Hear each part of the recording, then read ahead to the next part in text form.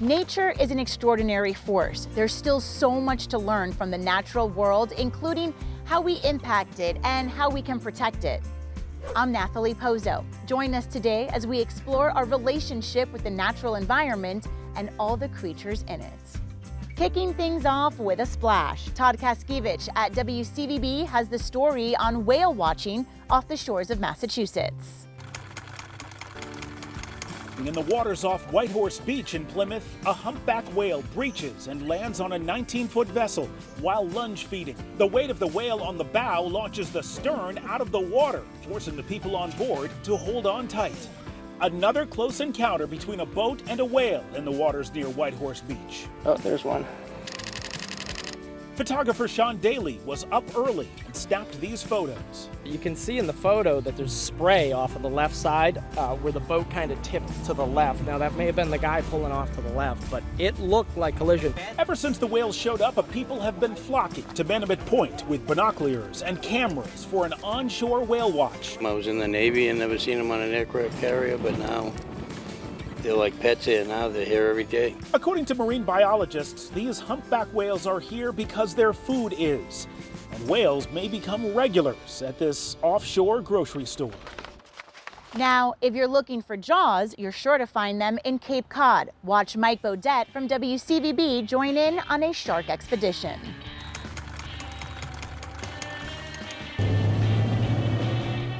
If you want to get close, really close, to some of Cape Cod sharks, this is how you do it. Behind us is 6, and over on our port or left side is 9. A private charter tour leaving from Chatham run by the Atlantic White Shark Conservancy, where you're almost guaranteed to see sharks. And we're looking for a sort of dark gray smudge in the water. A spotter plane guides the boat right to the sharks. So by using a spotter pilot, for example, we keep these animals freely swimming, and we're able to observe them in their natural habitat. And just like that, we see sharks. You really start to see all those fins and that white underbelly. They can even identify the shark if it's already been tagged using this hydrophone. So that high-pitched ticking is the noise that we're looking for, so this means that the shark is tagged. This is a shark whose name is Scarface, and he was tagged in July of 2019. He's a male, and he was tagged at about 12 feet long.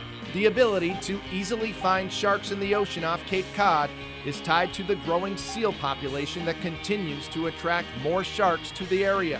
Oh my gosh. Mark the Shark is showing off for us. You guys, it does not get better than that. The trip includes one shark encounter after another. Wow. Ooh, big turn. Oh, look at the fin. There's the fin. All right, that's the noise we like. So this is white shark Luke. He's about 14 feet long, so he's really, really big. The Atlantic White Shark Conservancy's Maddie Poirier says the shark charters are opening people's minds. We can change people's misconceptions and we can teach them something new. It's a massive fish. Passenger Matthew Ellis was impressed. But the fact that, they're able to actually put those sharks next to the boat is pretty amazing. He's on the trip as part of a program that's letting veterans experience the excursion for free.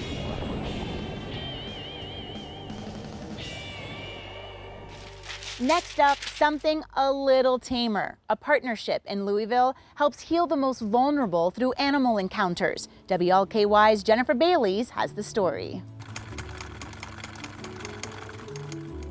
Nature has tremendous restorative abilities. We know that. We see that every day. We know that nature, give nature half a chance and it'll come back. There's a resiliency there. And that's the focus of the Future Healers Got Zoo Buddies program. Zoo Executive Director Dan Maloney and city officials announced the partnership. It's part of Christopher 2X's Game Changers organization to help some of Louisville's youngest victims of gun violence. Future Healers Got Zoo Buddies will build upon the understanding and the connections that just seems to be natural between humans and animals and the environment. 17 of the 50 future healers will meet at the zoo for exclusive educational programs, camps, and behind-the-scenes opportunities like feeding the animals. The zoo leg of this beautiful partnership focuses more on taking children out of their everyday lives and bringing them to a place that's therapeutic, peaceful, relaxing, developing those connections with animals. Maloney believes the program is the first of its kind and hopes other zoos will follow Louisville's lead and start a movement of healing the nation's most vulnerable victims of violence. You can be healed and you can be humbled by nature. It's a wondrous factor. These creatures are all around us at any given time, and you feel connected. I think that's a really important part of just being a human. You know, to know that you're within the context of a bigger world with wildlife and wild places. What a unique program. After the break, some very professional goats with jobs. Don't go anywhere.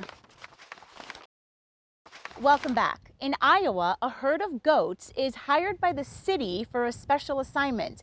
KETV's Waverly Monroe has the story.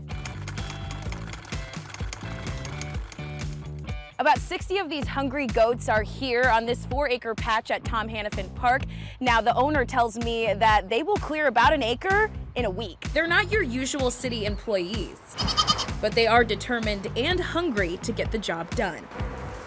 Already, that vegetation up on the hill and in front of us is down. So this was about 18 inches to 2 feet tall right in front of us. Council Bluffs Parks and Rec Director Vincent Mortarello says these overgrown areas are not on the city's regular maintenance schedule. In this particular area, the ground is uneven and there's a lot of fallen logs and underbrush, which makes it even more difficult. So in looking for cost-effective ways to take care of this, the conversation naturally led to goats. So goats really love woody brush. So like they love really kind of junk trees, like, you know, kind of hackberry trees. This is Matt Vermeersch's herd. He works under the umbrella company Goats on the Go, providing environmentally safe ways to clear brush. Vermeersch says the goats can go where machinery cannot. It takes out probably the most difficult part of this aspect and making it accessible. The city got a hefty grant from the DNR to clear up another area, but Mortarello says the goats help keep the operations budget down. A couple pieces of heavy equipment, number of contractors, and that was upwards $90,000 for 16 acres. This is cost comparison per acre. This is going to be about maybe $3,000 to $4,000. What a sight. Next up, WBAL's David Collins is in Maryland, showing us how some blue-blooded dinosaurs helped us out of the pandemic. Here's his story from back in 2021.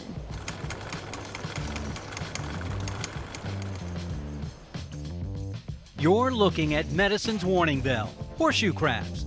The alarm isn't in these ancient sea creatures' 9 eyes, nor their inky, wiggly 12 legs, or even their menacing-looking tail jutting out from a protective helmet. The horseshoe crab's blue blood is the medical hero. Their blue blood is hypersensitive to dangerous bacteria. It traps it in a wall of goo. It is being used to determine whether the coronavirus vaccine is clean and safe to use.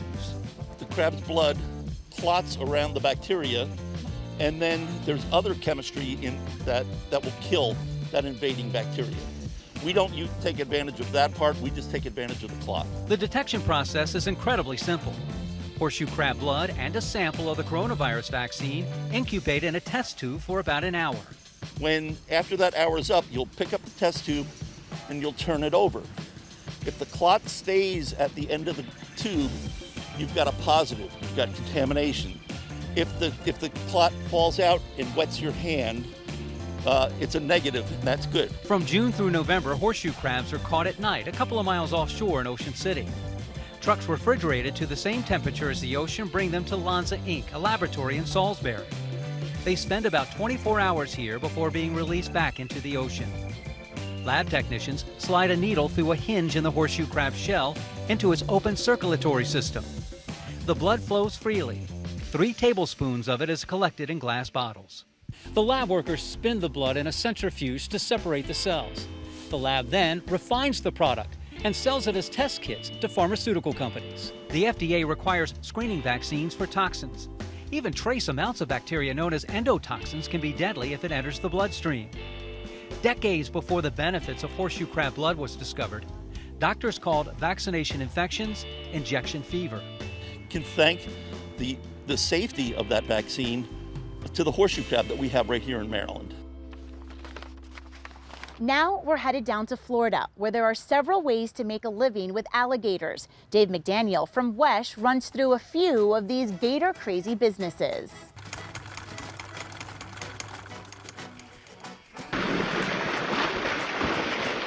Whether jostling for territory during mating season, strolling across the local golf course, or camped out at the front door, gators get big-time attention.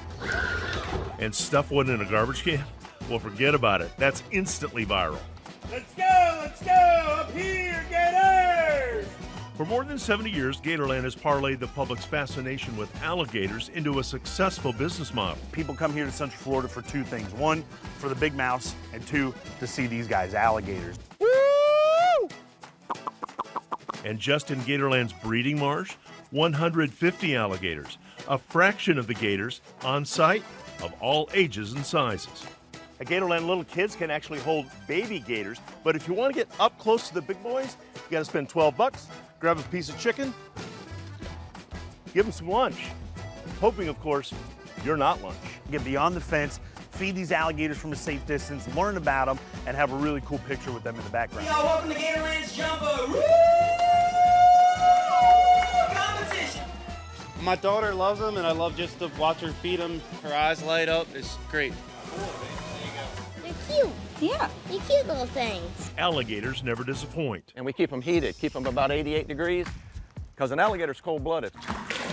At Brooks Family Farms, what they grow are alligators. In a controlled environment, and feed them a high-protein feed, and they grow 3 times as fast as they do in the wild. Tenderize it, vacuum pack it. And if you order gator tail at local restaurants, it's likely it was farmed. The hides, used for high-end fashion. Some clients are high-end brands based in Europe. They make handbags and wallets and purses and stuff. That's where the money is in the skin. Skin from farmed gators gets a higher grade from fashion designers. In the wild, gators may go after one another while hunting or establishing territory. Scars on the hides, not as good. They're not out in the wild where they could see a bird fly over and want to bite and scratch, eat, and mess their hides up, because all the skins are graded to a scale of a 1, 2, or 3. So you want a perfect skin for them, to make their handbags and stuff out of. It's the last of the dinosaurs. Midway Airboats will take people to see Florida's natural beauty on the St. Johns, which of course includes 99% of people when they come here, that's what they're looking for. They'd like to see some alligators. We saw a few on our trip. Never gets old. One even seemed to perform a bit, like it knew it was on center stage. When I see them, I'm still in awe. They're just really, really awesome creatures. And whether at Gatorland or at Midway, holding a gator is a photo spot moment, a lasting memory. A lasting memory for sure. Next up, how humans are looking after the natural world. That's after the break. Welcome back to our exploration of the natural world. WJCL reporter Brooke Butler has the story of how one very tasty seafood delicacy could save the South Carolina shoreline.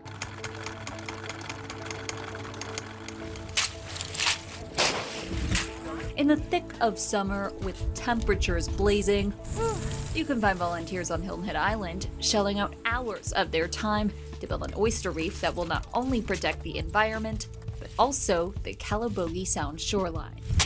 A lot of this has started to kind of erode away over time, and so in doing this, it's kind of a natural way to protect our shorelines. Jean Frew, executive director of the Outside Foundation, says this reef will help put a stop to erosion by serving as a barrier of sorts to oncoming boat wake energy and storm energy. When water is forced through nooks and crannies, what happens is that force is dissipated and absorbed. Beyond putting a stop to erosion, this reef, made up of 1,000 bags, each containing around 100 oyster shells, will provide habitat to more than 100 creatures. These bags, when placed into this reef, will actually create a new habitat for baby finfish, shrimp and crab, larval oysters. Now, each of these oyster shells actually came from a local restaurant, some as close as Harbortown. All of the restaurants in Sea Pines do recycle the shells. Even though these shells are empty now, the South Carolina Department of Natural Resources and Environmental Control says they likely won't be for long. We'll probably get spat settlement here, which is, those larval oysters actually settling on these oyster shells within, I would say, this month. Once an oyster is full grown, it can filter up to 2.5 gallons of water an hour, meaning this reef will play a big role in cleaning up this waterway.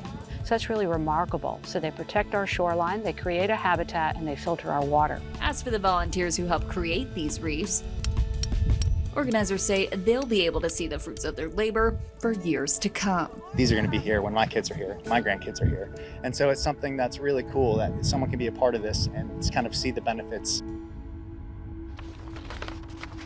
Who knew oysters could do all that?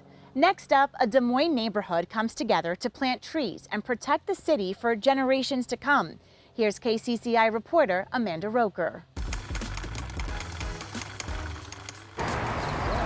Drive down Madison Avenue and you'll see green buckets dotting the Des Moines neighborhood sidewalk. Each one filled with water for the 94 trees planted by a group of volunteers eager to make an impact. We heard about tree planting and we thought, well, that's a great way to really get your hands dirty, do something, and feel good about what you're doing, because trees are wonderful for the environment and for us people in so many ways. Amy Albert's one of 50 from Plymouth Church. They spent the day digging holes, planting trees, and pouring water.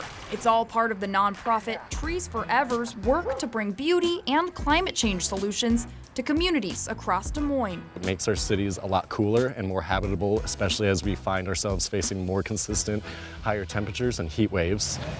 But after the trees are all planted, the work doesn't end. There's actually a group of teenagers that are working to make sure these trees are taken care of for years to come. Teenagers like Icarus Myers will spend the next few years watering and tending to these trees. For Myers, it's a job that sparked a new passion for helping the environment. I'm actually trying to go into animal and general conservation, which I had never really considered before this job. The group says just one tree can provide benefits for up to 50 years, growing into carbon capturing giants that can help improve water quality and prevent flooding. Working with all this nature and all these trees and planting it in the soil and all the bugs and everything, it really opened my eyes what's happening with all the nature and how climate change and everything can really affect us and our futures. An opportunity for Iowans of all ages to dig in and help improve their community for generations to come. Of course, the trees look a little different here in Florida. WPBF reporter Caleb Califano with more on volunteers planting a unique kind of tree. Palm Beach County has a wide variety of wildlife, but they need specific habitats to both survive and thrive. Well, this morning we had the chance to follow some organizations to see how they are protecting those habitats. This is Palm Beach Resilient Island, not too far from downtown West Palm Beach. While small, its importance is big, and it's now a critical habitat for imperiled shorebirds and other marine wildlife in the Lake Worth Lagoon. Provides a place for birds and other fish to forage and look for food and also nest. We incorporated a nesting habitat with this island specifically for shorebirds. The newly expanded island was put together by the Nature Conservancy and Palm Beach County engineers. It uses both oysters and mangroves to create new shorelines on the island, as well as create the critical habitats these animals need. The mangroves will anchor the soil. They also provide habitat for fish and wildlife. The birds can roost in it. Today, a big milestone was crossed. A mix of 1,000 mangroves, native species, and vegetation were planted, making the island an example of habitat restoration for the future of South Florida. What a way to give back to the earth. Staying here in Florida for our final story, Cam Tran of WESH News gives us a peek inside the largest coral rescue center in the U.S. PEPS OFRA 007. Inside a dimly lit 2,000 square foot warehouse near Orlando's tourist area, 3.5. The ocean is being recreated. Here, thousands of gallons of salt water in bins for a life-saving mission. This is the largest coral rescue center in the United States. It might look like a plant, but coral is an animal living in the ocean, and it's currently under attack. All the coral down here was collected from the Florida Keys down around the Middle Keys or Lower Keys, and it was collected in front of a disease called stony coral tissue loss disease. This disease, spreading throughout the Caribbean and the Florida Keys, is a death sentence for coral. Some scientists blame the spread on rising water temperatures and runoff. The corals that were collected here probably would have maybe died if they were in the environment. So these corals were collected in front of the disease, brought back here to SeaWorld, where we could keep them safely in our care until we could possibly return them back to the wild, or even better, return their offspring back into the wild. There are 700 coral here from 18 different species. Marine biologists constantly monitor everything from the acidity to salinity of the saltwater. They even pump calcium into the bins to help the coral grow. 6 centimeters for the height.